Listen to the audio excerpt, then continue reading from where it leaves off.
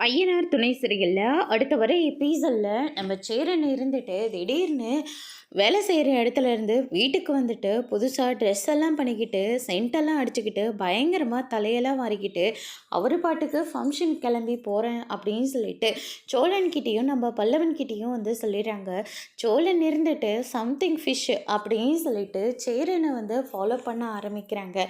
கண்டிப்பாக அண்ணன் வந்து சந்தாவை பார்க்கறதுக்காக தான் போகுது, இதுக்காக நான் பெட் கூட கட்டுறேன் அப்படின்ற மாதிரி சொல்லிடுறாங்க.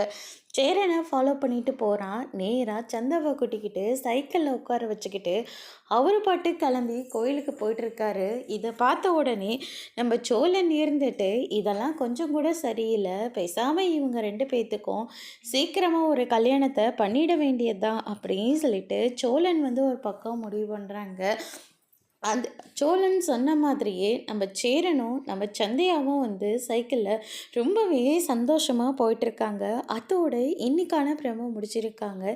இனி ஐயனார் துணையில் அடுத்தடுத்து என்னெல்லாம் நடக்க போகுதுன்றதை வெயிட் பண்ணி பார்க்கலாம். தேங்க்யூ.